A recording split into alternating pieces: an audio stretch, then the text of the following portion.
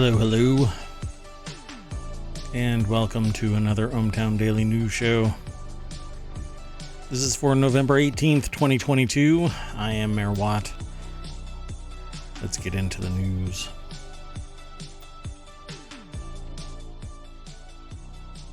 Hello. Like I said just a few seconds ago, I am Mayor Watt. That is ohmTown.com. ohmTown.com is what powers this show. And I use it all day long, every day. Have for years. I'll just say years. Wasn't always open to the public, but now it is. Today's been kind of a slow news day in certain places, and some people might have other information that I don't have, but if you know of something, then throw it in chat. You can even do !showbot, and that'll give you a link to ohmTown.showbot.tv where you can actually vote for what articles you think are interesting. But I've already selected about 10, and we'll talk about the news. How about that? You might see me looking down. It's because I've got my chat, and I've got the news articles and other things going on where I'm monitoring what's happening around the world. Let's see what's going on over here. Let me pause that. So let's start out that it's the end of the week, and so the stock market is up 200 for the Dow Jones Industrial Average. S&P is up, I'll round up to 19. It's S&P 500 is up 19. NASDAQ is at only up 1. But Bitcoin is still sitting around 16,600, down $67 today. What gives? Well, it's probably the knock-on effect of the FTX implosion, and the person in charge of the bankruptcy is the same person that I believe they unwound Enron, I think it is, and said that FTX apparently I won't quote him exactly because I don't recall the exact quote, but it was basically a dumpster fire. But I do have something in the news that we'll talk about from FTX, but let's get going. Full-on robot writing, the artificial intelligence challenge facing universities. This is in the Word in Tech. I had a conversation earlier today with somebody that's in cybersecurity that after, 4 years of me saying, hey, you better prep for artificial intelligence and machine learning impacting your domain. I got a phone call that basically said, hey, guess what? You were right. Didn't say it outright, but I told him that he has to buy me dinner because I have been saying this for a long time. And a lot of people actually didn't really buy into that. No, that can't be. Cybersecurity is just way too hands-on. You have to really, it's a nuanced field. True. But the basics, every time somebody in the field discovers something, it's programmed into an artificial intelligence and a machine learning system. The expert system analyzes network activity, and eventually it's going to become so sophisticated that it will know when somebody is doing something hinky and notify one person versus 8. And when you look at the pricing for cybersecurity, let's just say that it is cheaper to get a robot pretty much at any stage than it is to have a human being periodically peel back the layers of the onion that is cybersecurity. So when it comes to something like writing, you can imagine it's so sophisticated that all it's doing is pumping out text, and as long as it's readable and it makes sense, and it can, the sophistication of the AI and ML systems are going to become unrecognizable from regular human writing. So it says AI is becoming more sophisticated, and some say capable of writing academic essays, but at this point, does the intrusion of AI constitute cheating? Yes, it does. You are claiming work for your own that was done by a bot. It is cheating. It is plagiarism. It is unethical. It is something that should be reprehensible to the academic circles unless the objective of the assignment was to build an artificial intelligence that was capable of full-on robot writing that is so sophisticated that it can't be discerned from human writing. Quote, waiting in front of the lecture hall for my next class to start, and beside me, 2 students are discussing which AI program works best for writing their essays. Is this what I'm marking? AI essays? The tweet by historian Carla Ionescu late last month captures growing unease about what artificial intelligence portends for traditional university assessment. No way, she tweeted. Tell me we're not there yet. Oh, we're there yet. Jeff Sparrow over at The Guardian wrote this article. It says here, in 2012, computer theorist Ben Goertzel proposed what he called the Robot University Student Test, arguing that AI capable of obtaining a degree in the same way that a human should be considered conscious. Goertzel's idea, an alternative to the more famous Turing test, might have remained a thought experiment if not for the successes of AIs employing natural language processing, or NLP, most notably GPT-3, the language model created by OpenAI Research Laboratory. 2 years ago, computer scientist Nissim Dehoush, I think is their last name, published a piece demonstrating their GPT-3 could produce credible academic writing undetectable by the usual anti-plagiarism software. Not detectable by anti-plagiarism software is not the highest fruit. The bar is not particularly high for anti-plagiarism software. Anti-plagiarism software basically gets its real nuts and bolts from, or meat and potatoes. None of that sounds right, but anyway, it gets its oomph from the plurality of papers that are plugged into the system. Not in any way does it care about sentence structure or discerning that this sentence actually makes sense. It could be gibberish and it would beat anti-plagiarism software. The human, it won't. Anyway, quote, I found the output, Dehoush told Guardian Australia, to be indistinguishable from an excellent undergraduate essay, both in terms of soundness and originality. My article, it's in brackets, was initially subtitled, The Best Time to Act Was Yesterday, the second best time is now. Its purpose was to call for an urgent need to, at the very least, update our concepts of plagiarism. Yeah, I think that there is a problem with it, and an AI that does the writing is plagiarism. It's not the human being's work.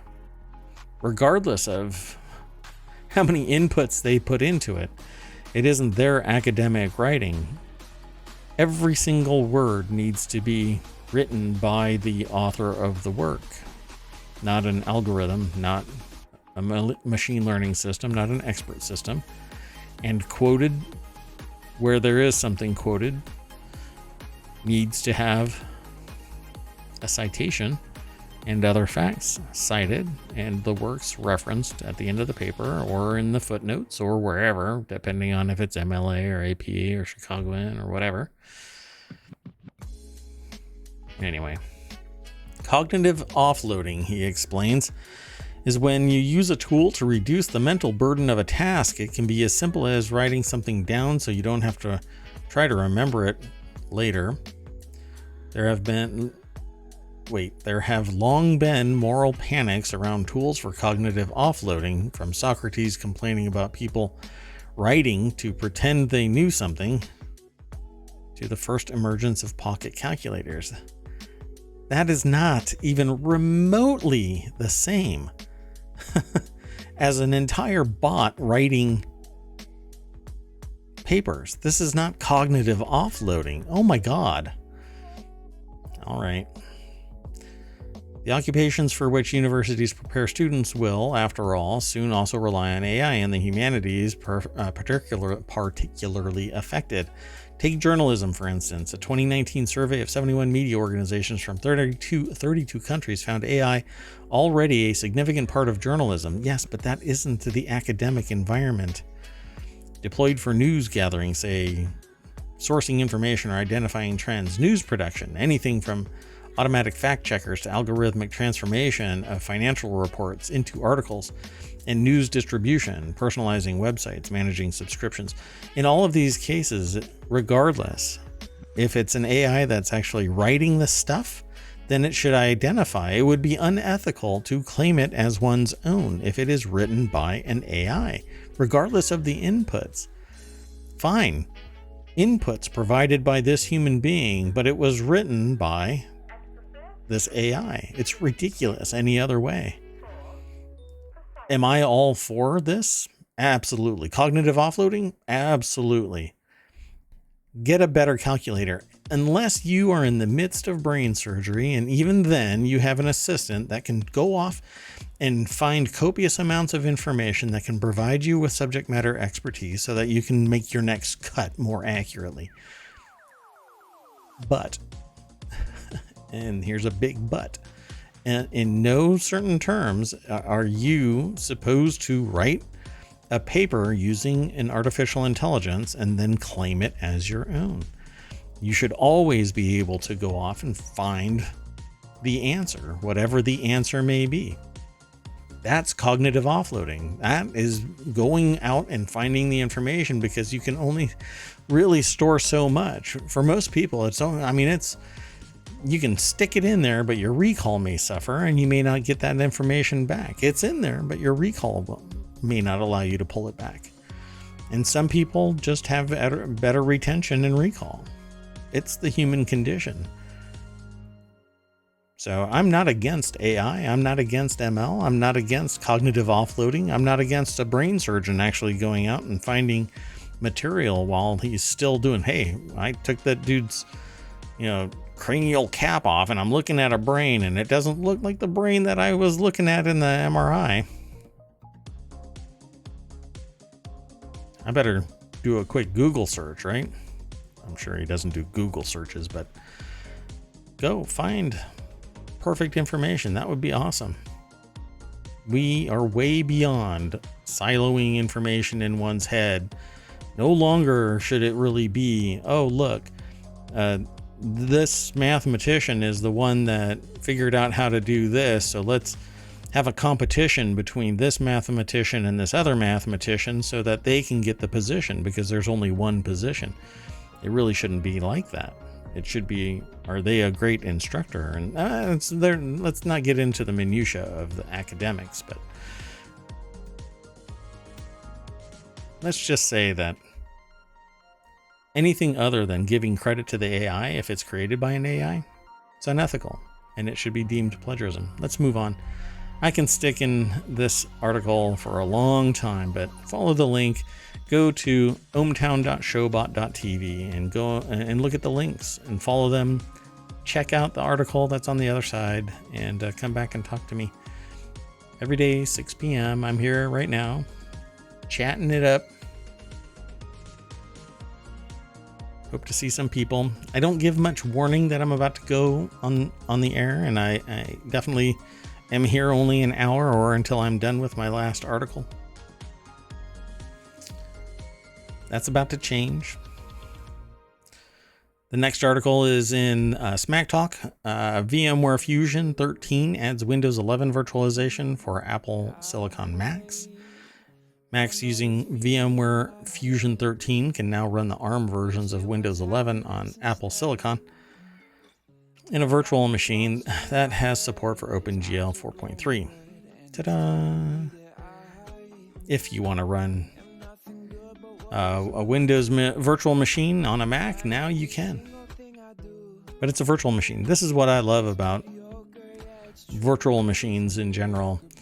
You can run them anywhere as long as you have either a hypervisor of some kind or a virtualization app like VMware. Unfortunately, VMware for the enterprise side is astronomically expensive and now going subscription. Gotta love that. Anyway, this is an article over at appleinsider.com. Wesley Hilliard and VMware Fusion 13 adds Windows 11 virtualization for Apple Silicon Macs. And they have a Fusion player, which means that somebody can hand you a VM and you can run the VM in Fusion Player. Or if you want to create it and do more powerful things and networking and stuff like that, you can use VMware Fusion Pro. Let's see here. Dun, dun, dun. And I'll tell you a little more about it. So VMware Fusion Pro can create encrypted virtual machines, customize virtual networks, connect to vSphere and ESXi servers. That's the hypervisor for VMware.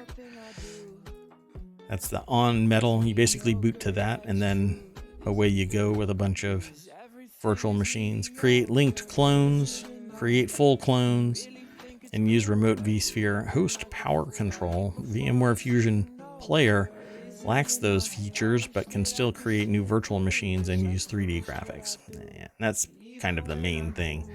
VMware Fusion Player will allow you to run a VM. That's pretty much it. You can create it, but it's limited. Anyway, the next article is over. Oh, you know what? Before I go that too far, it's only $150. VMware Fusion Pro is $200 or $99 for an upgrade. I'm not sure if any previous version will work, but I think students get it even cheaper.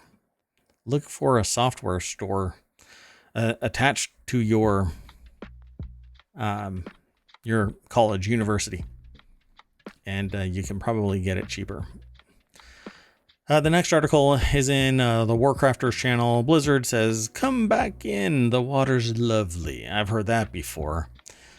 Anyway, said that to lapsed WoW players. I haven't played WoW and I don't know how long. I've actually bought each expansion, but I haven't played it because I hate the storyline. And by that, I mean there is no storyline. If you can tell me there's a real storyline and not just a mad dash to endgame and a bunch of people screaming noob. Not that anybody's ever screamed noob at me in WoW. I just don't like racing to the endgame stuff. And I hated the last drop. Ugh, the last release was just horrible for me. Death Knights were pretty much where I fell back in love with WoW, and then everything after that, it's just been a dumpster fire. Anyway, in the run-up to the full release of World of Warcraft Dragonflight, Blizzard is thinking about all those millions of lapsed WoW accounts. You know the kind. The guy in the office who once had a hardcore raiding obsession, but says he's fine. Eyes darting side to side. "Come back," says Blizzard. "The water is lovely." Perhaps the biggest pull will be the chance to experience Dragonflight's new starting zone, which our Fraser, which is over at PCGamer.com, I think is the author of this article, reckons is the best WoW's ever had. "After such a strong opening, I just want to go back. No danger of his account lapsing." It's also a chance to check out WoW's huge UI overhaul. I like big UIs and I cannot lie. Never mind. Though it's going to take a lot more than that for them to uninstall their add-ons. Let's go check it out. This is Rich Stanton's writing over at PCGamer.com. And this is all about trying to get people to come back to World of Warcraft Dragonflight. What do you think? This weekend, all players with inactive World of Warcraft accounts get full access to the game and their old characters without the usual subscription. Oh gosh. I haven't been paying attention to World of Warcraft. Now I have to pay attention to World of Warcraft. Anyway, They'll be able to access all expansions, including Shadowlands, and play the Tempest Unleashed pre-launch content for Dragonflight, which launches on November 28th. Alongside this, there's a discount on the various character housekeeping options in the game. 30% off character transfers, faction, race, name changes, and perhaps the biggest pull will be the chance to experience Dragonflight's new starting zone, which, again, Fraser reckons is the best WoW's ever had. All right. There's more over at this article, so go check it out, pcgamer.com. Blizzard says, come back in, the water's lovely, to lapsed WoW players. The next article is Sci-Fi Base Building meets Action RPG in Cygnus Enterprises. This is in the Warcrafters channel. Space has gotten a bit heavy lately. What with Battlestar Galactica, The Expanse, and recently Andor spreading harsh vibes throughout the universe, what happened to Star Trek's glass half full vision of the future? Well, it's alive and kicking in Cygnus Enterprises, a game that imagines the future will be an alright place to be, save for the carnivorous aliens. Dun dun. So this article is over at PC Gamer. Let me scroll up a little bit. PC Gamer. Tom Sykes is the author. Team Myozy and NetEase Games genre hybrid hits early access on December 16th.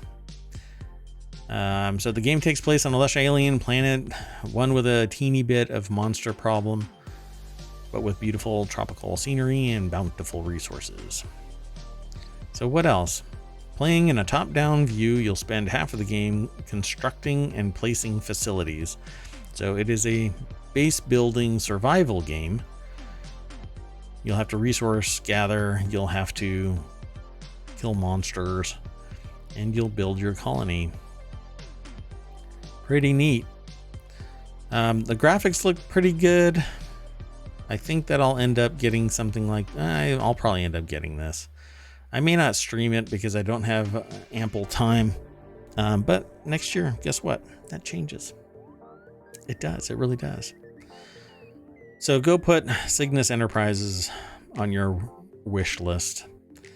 And definitely go over to PC Games, pcgamer.com, and show Tom Sykes some love by reading all of his article and clicking on the video. There's a 1-minute video sitting there that wants your attention, because the creators behind this genre mind meld go by the name of Team Myozy, a new studio formed by industry veterans Ava Jobs, a design lead on Total War 3 Kingdoms, Alexander Pankov, designer of Far Cry 6, and Brian Cox, programmer of Age of Wonders 3. And that's a lot of action and strategy experience right there, which will surely help this novel action strategy hybrid. That's the author's writing. Go check out the rest of this article, please. So now we switch a little bit over to the FTX thing. It's over in Hatch Ideas because it's all about business and business transformation. FTX employees were claiming expenses through online chat, and random managers used emojis to approve them. Now new CEO says in bankruptcy filings. So FTX employees claimed expenses through chat messages. Pretty wild. Let's click the link. Matthew Lowe over at Business Insider is the author of this. And in his damning report, the new CEO who's walking FTX through its bankruptcy said FTX failed to keep communication, hiring, and financial records. Hey, that's pretty crypto. Let's go. What? The debtors will not approve the type of disbursement controls that I believe are appropriate for a business enterprise. Never in my career have I seen such a complete failure of the corporate controls and such a complete absence of trustworthy financial information as occurred here. So everybody has breached their fiduciary duty in the C-suite, which basically penetrates the veil. I'm pretty sure that they're going to be coming after the C-suite for everything involving FTX if they can. Not sure how many people are running for the hills we'll see what the litigation ends up being. Ray slammed Bankman-Fried in particular, saying that the exchange's co-founder continues to make erratic and misleading public statements. He highlighted a Vox report that alleged Bankman-Fried sent a DM to reporter Kelsey Piper saying F regulators and that they make everything worse. Yeah, all of those people that have been wondering where their money is, the reason why we have regulation is to protect them from people in privileged positions stealing from them, abusing the privilege, and not exhibiting fiduciary duty. That is why we have rules and regulation. So before FTX's blow-up rival crypto exchange Binance was set to acquire them, they looked at the books and said, no way in hell are we touching this dumpster fire. FTX and Bankman-Fried did not immediately respond to insiders' requests for comment. This dude, man, from hero to zero. But nobody ever complains when everything is going, irrationally positive. But the moment things start hitting the skids, everybody loses their mind and starts laying blame. But if everybody were moderately growing, then it would be a moderate decline because there would be checks and balances, enough transparency for you to feel safe. Well, all of these people did not pay attention to what was going on. And there wasn't enough information that was provided so that they could feel safe. None of them should have felt safe. That's why there's regulation. That's why there's required filings. That's why there's external auditors. And external auditors are required in regulated sectors. But crypto apparently is, like I said, the dumpster fire of technology. And regulation is coming for you. The next article is in the Word in Tech. Remote-controlled microscopes bring complex biology education to students worldwide. In many communities around the world, students' ability to and enthusiasm to pursue STEM or even STEAM. STEAM has the art component in science, technology, engineering, and math. But a lot of places poo-poo the whole idea of adding that art thing in there. Oh, you can't have art in a solid tech domain like science, technology, engineering, and math, because none of that is in art. Right? I could be wrong. Anyway, STEM fields in their high school and college careers is limited by a lack of resources that prevent them from accessing complex project-based curriculum like their peers. The COVID-19 pandemic has exacerbated this existing educational inequality, requiring new solutions to democratize access to this field. Actually, COVID-19 may have exacerbated it, but not so much in the sense that everybody should be talking about. Okay, so everybody is saying that, and not everybody, a lot of people are saying that it exacerbated existing educational inequalities. But it highlighted the fact that we had our priorities wrong. The technology divide is real. Now, schools can provide laptops, but they're providing Chromebooks. Then when they transition from high school to college, they have no idea that they were hobbled with Chromebooks. You can't do everything on a Chromebook. So when they transition over to college and suddenly they have a whole bunch of new requirements, it all depends on the school district that they're in. But the schools really should, where people sit there and say taxes suck and it's a blah, blah, blah. The people that are anti-tax are the people that are wondering why the population isn't educated. Well, it's because people can't afford to spend $1,000 on a laptop. So they end up being told that Chromebooks are fine. I don't believe Chromebooks are fine. Not for a heartbeat. Maybe once they are just doing work on their own, yeah, sure. But academic requirements go way beyond a Chromebook. Maybe the high school system is hobbling itself so that it fits in that box. But with more taxes paying into the academic system, you'd be able to get better quality equipment. You'd be able to pay the faculty. You would be able to support the infrastructure so that there is no technology divide. You could loan out laptops with greater ability, real laptops.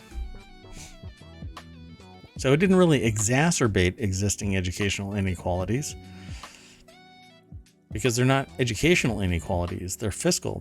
They're financial inequalities.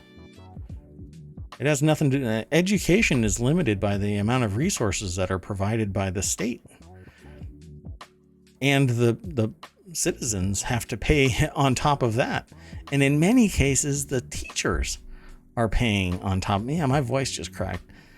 The teachers are paying to fill the gap, and they're requesting supplies and whatnot and money and more from the parents of the students. Hey, we need this because we have a shortage.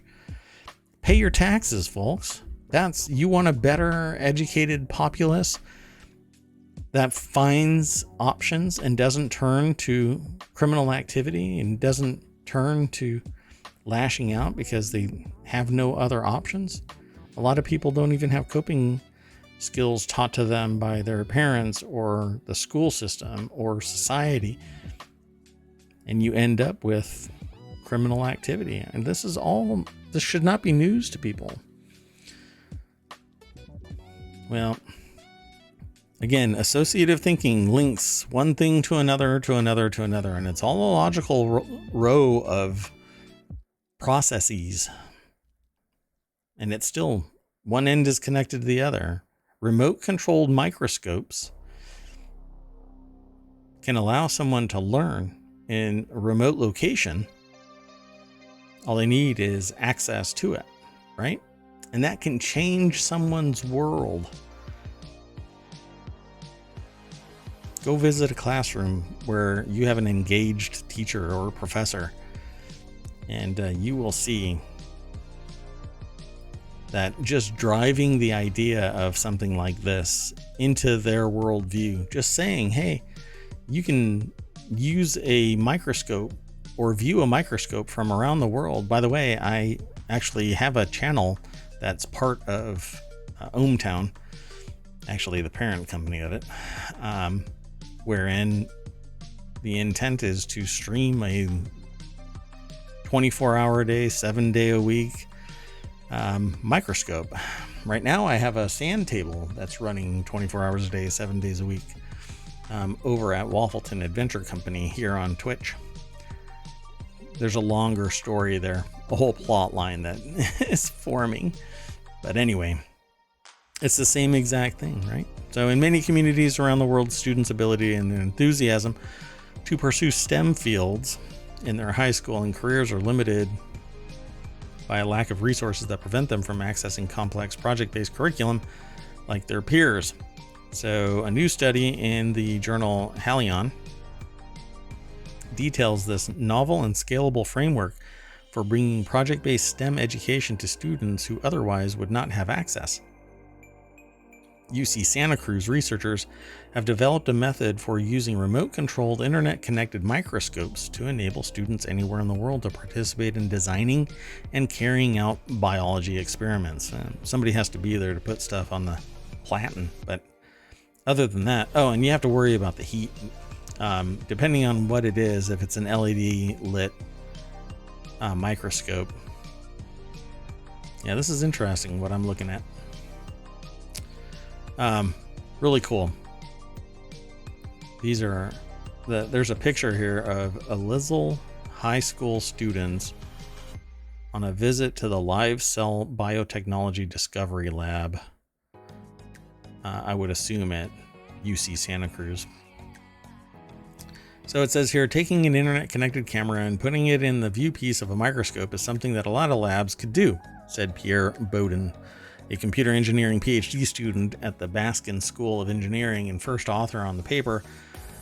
But laying out the framework in this paper, the idea was to create a roadmap so any lab that feels some kind of mission or desire to create educational resources for their community or others may be able to set up a similar kind of experiment, allowing this concept to spread. In fact, I have done this. I set it up and I streamed it, but the heat from the light that provides the backlighting for the microscope basically causes the experiment to heat up. It doesn't always have a good ending. In fact, that microscope and its internet connected camera is sitting in the closet that is right there. Anyway, maybe I'll get that set up and I'll connect it to one of my other systems here. Pardon me. Here in ohmTown. So it's pretty cool. Tissue culture experiments are typically unheard of in high schools and even the first few years of college, and yet in user studies run this for this research, underserved high school students at Ellisle High School in the rural Salinas Valley near Santa Cruz were able to do these experiments. Well, they actually had physical access to it too. Yeah, at some point a human has to be involved in putting the material in the scope. So I'll do some more research on this and maybe we can talk about it some more in the future. The next article is in the Word in Tech. Honeybees prosper with quality, not quantity, of food in novel laboratory setup. Honeybee workers collect pollen and nectar from a variety of flowering plants to use as a food source. Honeybees typically forage from up to 1 to 2 miles away from the hive, though sometimes they can travel further, including up to 10 miles away. I think that's the number that I've heard, 10 miles away. However, much of the modern landscape consists of agricultural fields, which limits the foraging options for honeybees in these areas. So they set up a novel lab experiment by Shelby Lawson, University of Illinois at Urbana-Champaign. Honeybee workers collect pollen and nectar from a variety of flowering plants to use as a food source. Furthermore, when crops decline at summer's end, honeybee populations in corn/soy heavy areas. So a lot of corn and soy are grown together because one is more productive. It's worth more at different times of the year than corn. And I think the soy and corn duality help each other in the soil. Corn soy heavy areas experience massive losses, posing the question of how agricultural landscapes impact the type of food the honeybees bring in, and if the food then affects the queen's production of eggs. Adam Dolezal, an assistant professor of entomology is the study of words, entomology the history, and entomology is insects, at University of Illinois Urbana-Champaign, and Ashley Sinclair, which is like a spy novel name if I ever heard one. A postdoctoral researcher in Dolezal's lab explored these questions in a new paper published in Frontiers in Sustainable Food Systems. I think hydroponics is the next frontier in sustainable food systems. Basically, each little city should set up hydroponic systems that are capable of producing what the population needs in a more secure environment, away from predators and other things that might kill the crop. And it's more manageable. You can always get to it. It's processed cleaner. Anyway, it's very complicated in the field to tease apart these differences. I mean, it could be corn, pesticides, the randomness in the colonies. It could be all kinds of interactions, said St. Clair. We wanted to see if we could replicate those findings in the lab because it would mean that pollen nutrition was actually an indicator of that reduced queen egg laying we see in August and not some other environmental factor. And that was the first part of the study. And for the second part of the study, the researchers used small microcolony honeybee boxes to test the question of nutritional impacts on egg laying in a controlled laboratory setting. So it was more about the egg laying than all the rest of it. So pretty neat. So in line with what was found in the field, queens laid more eggs under the prairie diet compared to those under the crop or primrose diet. The results from both the field and the lab components of the study suggest that honeybee colonies do better when given a diverse diet, as would be found in a field of prairie flowers compared to a less diverse diet of crops. Same thing with humans. The broader our gut biome is, the better off we seem to be. The next article is over in the Law Nerd channel. Law schools dropping out of U.S. news ranking like it's a crypto exchange. I love above the law writing.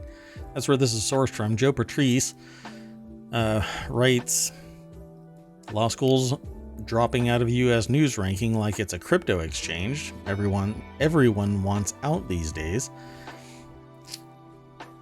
Georgetown's statement echoed the concerns raised by other schools. Since our founding, public service has been at the heart of Georgetown Law's mission. We've strived to live by the Jesuit motto of people for others, educating lawyers, legal scholars, and citizens committed to the struggle for justice, protecting the rights of the most vulnerable among us. As we have pursued these goals, we have also dedicated ourselves to providing the resources needed for the most promising students to attend the law school, regardless of their means. For decades, the U.S. News and World Report rankings have used a scoring system that reflects a different set of priorities. Most significantly, the U.S. News scoring system discourages schools from devoting resources to helping students pursue careers in public interest, and it discourages schools from devoting resources to helping students of limited means undertake a legal education. And this is actually something that has been echoed, like it says in the article, by other schools. Essentially, apparently, what some people believe is that U.S. News would take into account the exclusivity of the school. And it says here, for decades, quote, these schools couldn't have cared less about the scoring system. Now they're claiming the rankings penalize schools for helping students get out into public interest, which seems suspect. It's not like U.S. News dings public interest jobs.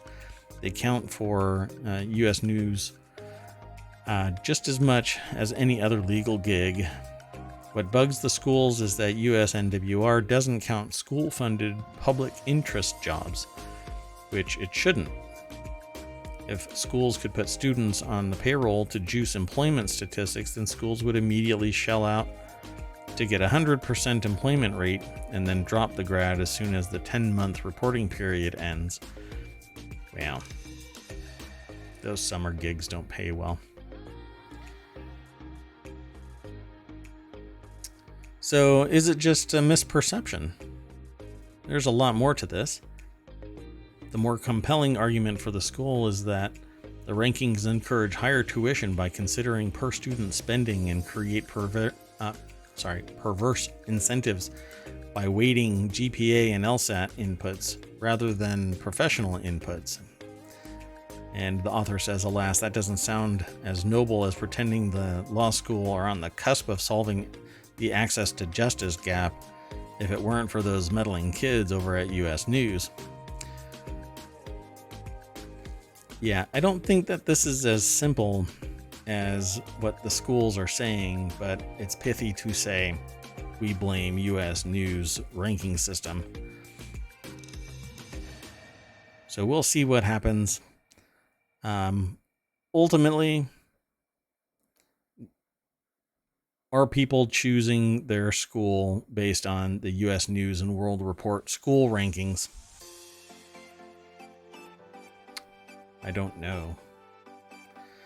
Let's move on to the next article. The guy who took Enron through bankruptcy is now CEO of FTX and has never seen such a complete failure. This was aggregated from PCGamer.com. That's why it's in Warcrafters, a channel about first-person shooters and real-time sims and role-playing games and gaming discussion and streamcasts and live plays and everything else that I can stuff into Warcrafters. The crypto exchange FTX collapsed into bankruptcy last week after a liquidity crisis exposed a financial black hole that no one knows yet the full extent of.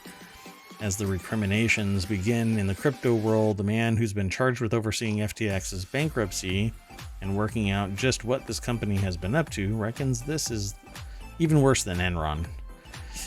Yeah, I was around in the Enron days, folks. Enron was bad.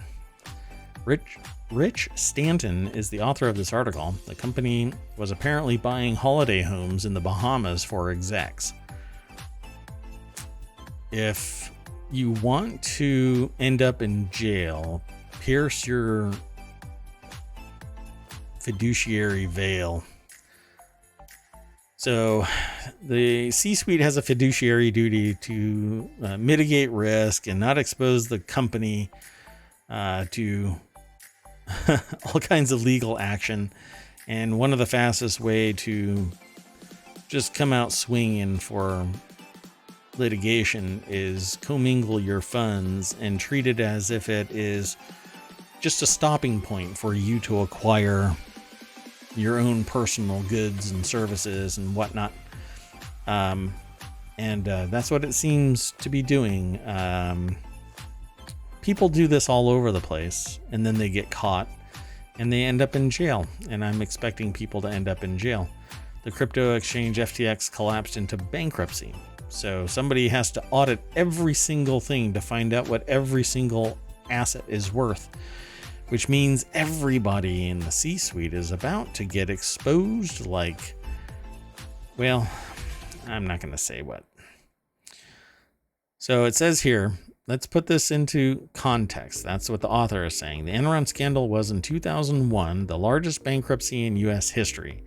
It remains to this day the emblematic corporate scandal, the ultimate example of what can happen when regulators are asleep at the wheel. So when the guy who took charge of restructuring Enron is blanching at the state of FTX, you know this is incredible. So they started out saying that there would be 100 or 1,000 and then 100,000 creditors, and now there's 1 million creditors that are supposedly chomping at the bit. This is an estimate of what's going to happen in the bankruptcy process. Let me pause this.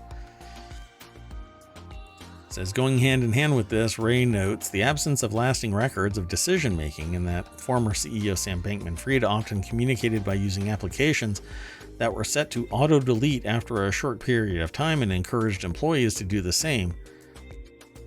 Tell me you're up to no good without telling me you're up to no good. Exactly. This shouldn't have been done in a business. Document retention policies. Again, we have rules and regulations. Apparently, this does not matter. Because the profits were there and nobody was peeling back the layers of the onion because the profits were there. The moment the shit hit the fan, suddenly everybody starts blaming everybody else, but nobody was blaming anybody when there was irrational returns on your investments. Bitcoin is not inherently worth anything, folks. Like I say to people, if I hand you a Bitcoin, the first thing you do is go look at what the value of the Bitcoin is, and it's not in Bitcoin, it's in US dollars.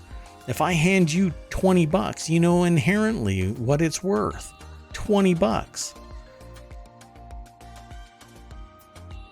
Why? Because it's pegged to the GDP. It's pegged to the society in which it exists and is accepted as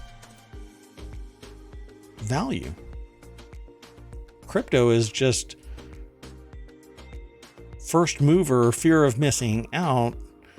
I hope that this investment in 4090s is going to pay off. Har har. If you bought in at $30,000 of Bitcoin, you're screwed. I hope you're playing the long game because it's going to be a while. I do not think that crypto is going to come back to $30,000. I don't think it's going to hit 25 in, I'd say, 9 years. You got 9 years before it comes back. Let's see if I'm right.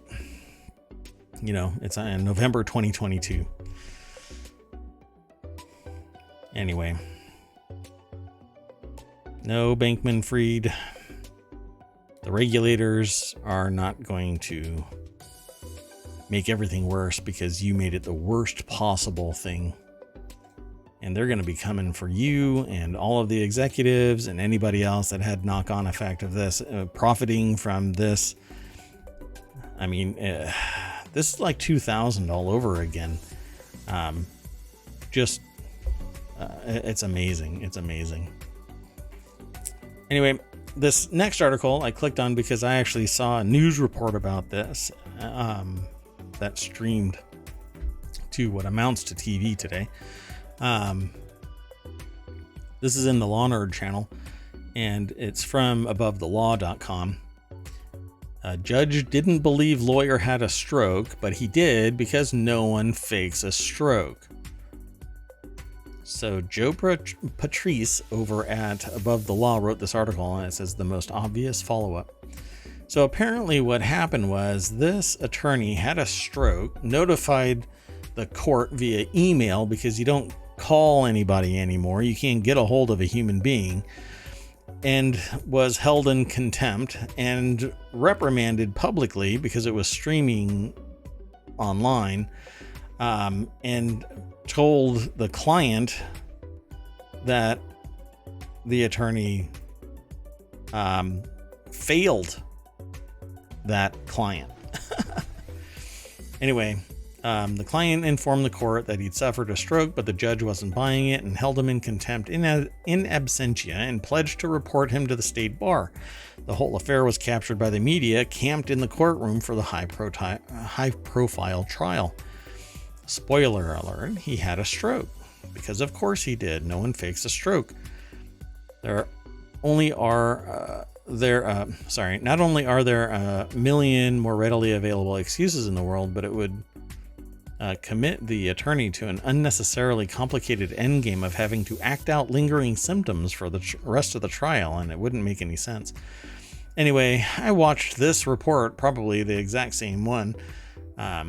Quote, I was astonished. I couldn't believe it. Tucker said, she kind of made me look real bad on TV. I think that actually he should file a complaint against her for what she did. Zero due diligence on her part, at least in my observation. We don't know what they actually did. Where is the email? If there was a problem with the email, then maybe there's a problem with the system. So the writer here says, no, in fairness, she didn't. She made herself look real bad on TV, but that's not true. At the time, she ruined his reputation, really. And they have to educate the world because it's really tough to claw back the impression. Everybody who listened to it immediately has a perception and then has to be educated. Oh, isn't that the attorney that lied about having a stroke? Anyway, everyone's first impression of that rant was, wait, why wouldn't you believe he had a stroke? More to the point, as a retired judge following the story noted, why not say, I really hope he's all right. If we discover counsel did not have a stroke or some other serious medical issue, I'd be inclined to hold him in contempt for telling such a lie.